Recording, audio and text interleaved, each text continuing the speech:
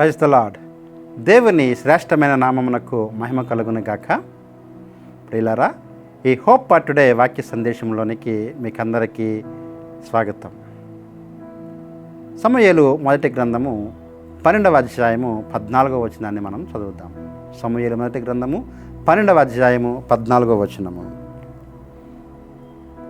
మీరును మిమ్మల్ని ఏలు రాజును మీ దేవుడైన యెహోవాను అనుసరించిన యెడల మీకు క్షేమము కలుగును.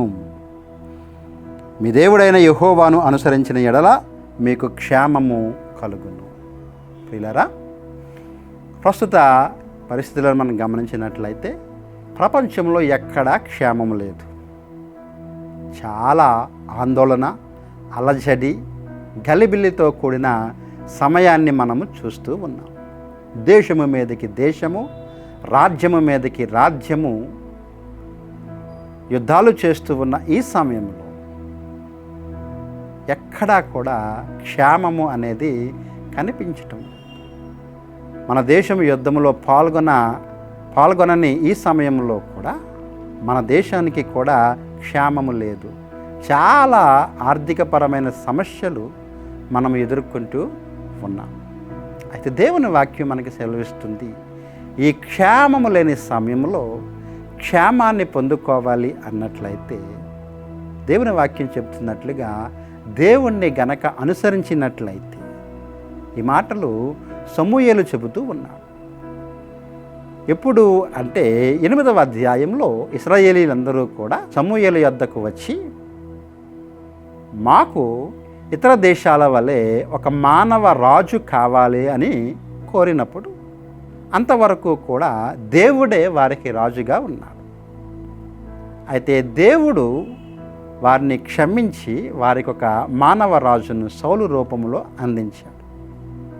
సౌలును పరిచయం చేస్తూ సమూయేలు చేస్తున్న వాక్యం ఏం చెప్తున్నాడు ఈ వాక్యంలో అంటే, మీరు మీ రాజు మీ దేవుడైన యెహోవాను అనుసరించిన ఎడల మీకు క్షేమము కలుగుతుంది. అది ఏ పరిస్థితి అయినప్పటికీ కూడా, యుద్ధ పరిస్థితి అయినా మరొక పరిస్థితి అయినప్పటికీ కూడా, ఒకవేళ మనము గనక దేవుణ్ణి అనుసరించినట్లయితే దేవుడు మనకు క్షేమాన్ని ఇస్తాడు. దేవుణ్ణి అనుసరించడం అంటే ఏంటి అంటే ఆయన ఇచ్చిన ఆజ్ఞలను పాటించడం. ఎప్పుడైతే ఆయన ఇచ్చిన ఆజ్ఞలు పాటించి వాటిని గైకొని వాటిని నెరవేరుస్తామో తద్వారా దేవుడు మనకు క్షేమాన్ని ఇవ్వబోతూ ఉన్నాడు. దేశమంతా అల్లకల్లోలముగా ఉన్నప్పటికీ, ప్రపంచమంతా కూడా ఆందోళనలో అలజడిలో ఉన్నప్పటికీ కూడా అట్టి క్షేమాన్ని దేవుడు మనకి ఇవ్వగలడు.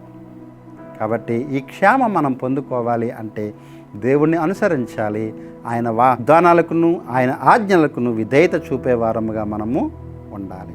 అట్టి కృప దేవుడు మనకు దయచేయునుగాక. ఆమేన్. ప్రార్థిద్దాం. ప్రేమగల ప్రభువా, కృపగల తండ్రి, ప్రపంచమంతా అల్లకల్లోలము చేత నిండిన, అలజడి చేత, ఆందోళన చేత, యుద్ధముల చేత ఉండినప్పటికీ మీ బిడలమైన మాకు క్షేమము ఇస్తారని వాగ్దానం చేశారు. స్తోత్రాలు. ఈ వాగ్దానం మా జీవితంలో నెరవేర్చి మిమ్మల్ని అనుసరించడం ద్వారా మమ్మల్ని క్షేమకరమైన పరిస్థితిలో ఉంచుతారని నమ్మచ్చు. మా ప్రియులను మీ చేతులకు అప్పగిస్తూ యేసు నామములో ఈ ప్రార్థన అడిగి వేడుకుంటున్నాము తండ్రి. Amen. God bless you friends. దేవుడు మీకు క్షేమం ఇచ్చును గాక.